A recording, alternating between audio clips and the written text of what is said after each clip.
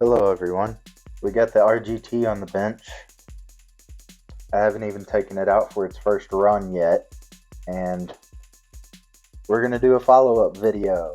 Yay! What this video is mainly going to be about is proper procedure. And this is funny because I don't ever follow proper procedure with any other rig I've ever owned. God, I love this little thing. So what proper procedure could I be talking about? We're going to be screw checking everything. This is probably overkill with this. More than likely, that's more than tight enough. But the tip on this old thing is a lot more worn out than my MIP tip. So that's why I was using that. But yes, going through here, you just want to make sure everything is nice and tight, especially your shock screws too. Don't want to forget that. And then once I get done with this, I can go through some other stuff that I found out while jacking with this thing last night.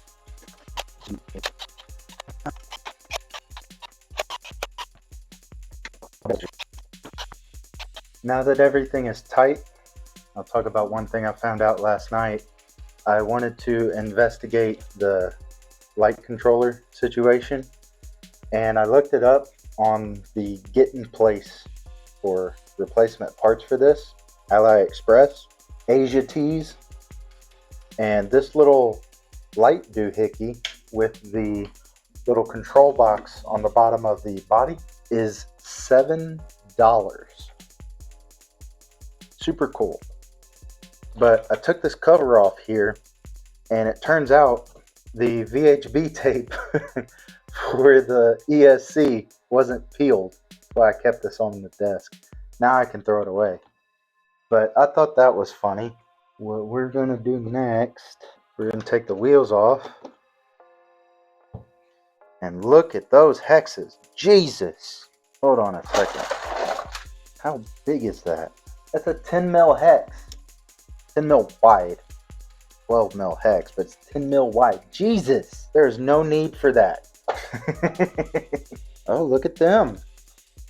Look at RGT. That is a 2mm screw. It is a through pin, not just a grub screw. Look at them. Look at them go. Look at that. Oh yeah, I don't need to pull the axle shaft out. I'm trying to just get at the diff. I'm over here taking stuff apart I don't need to take apart, because this isn't going to be a full teardown, okay? I'm just going to get into the front and rear axles. I would get into the transmission to see how well greased that is, but I'm afraid to mess anything up, because as much hell as I got getting this thing to me, it's set up pretty well out of the box, endpoint wise. So I don't want to mess any of that up, because if anybody could mess that up, it would be me.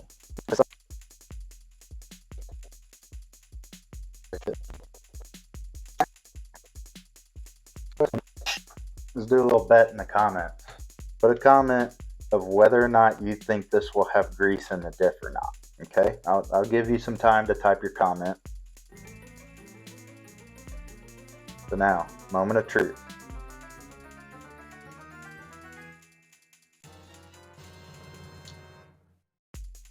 Up. Hold on, let me get the light in there better. Would you consider that greased? Because I don't know if I would. I mean, there's a super duper thin coat in there, but, well, there's grease in there now. While I put some of these things back on and get prepared to do the front axle, I'll give a little backstory on this guy. I came across this while scouring the internet for deals. I don't normally go to AliExpress unless it's for axles. because you can get a hell of an axle off of AliExpress for like $110, maybe even cheaper sometimes. But around the Black Friday sales, I came across this truck, and I had seen videos about it from RCT and Tom Lee and all the typical across the pond, I guess you could say, across the ocean YouTubers. And they have really good things to say about these vehicles. And they are a lot more common over there. Price for this was at a point I couldn't pass it up, which I think was like $268 before tax and shipping. So with tax and shipping, that made this $306 to my front door a month late. Yeah, you see all the features in it from the previous video. $308 tax and shipping to my door.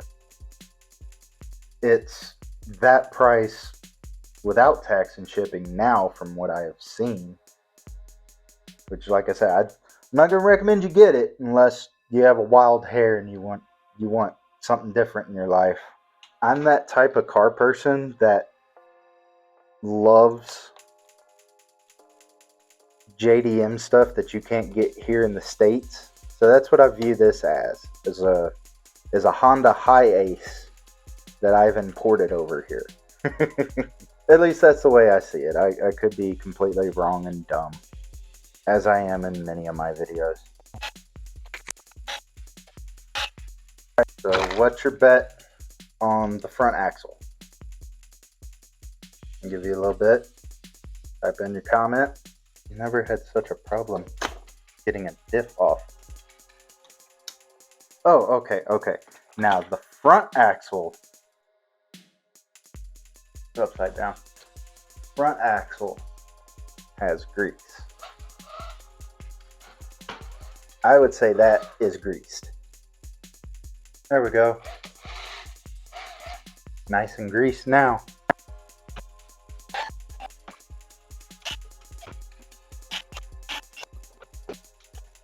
That was a fun, cool little teardown. I do apologize for the people that were hopeful I could get into the transmission, but like I said, I don't want to mess up any of the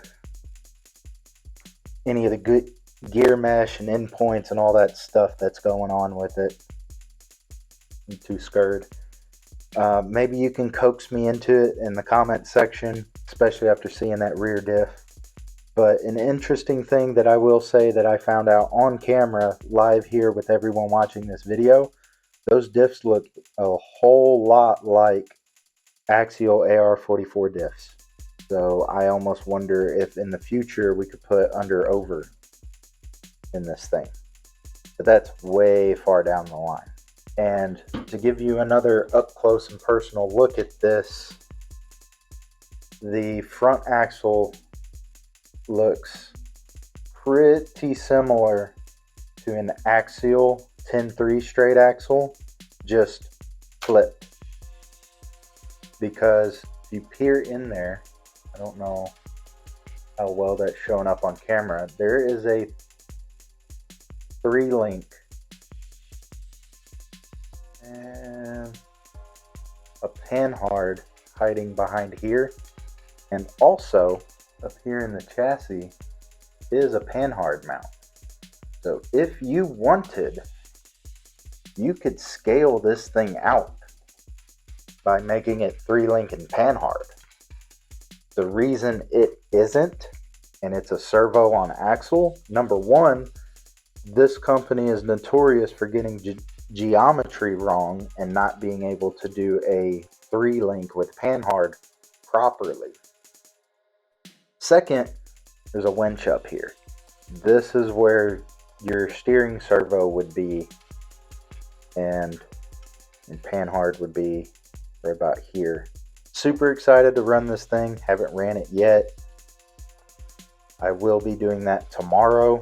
but I wanted to do a little cutesy teardown video and get into some proper stuff that you're supposed to do to your RTRs before you get them out on the trail.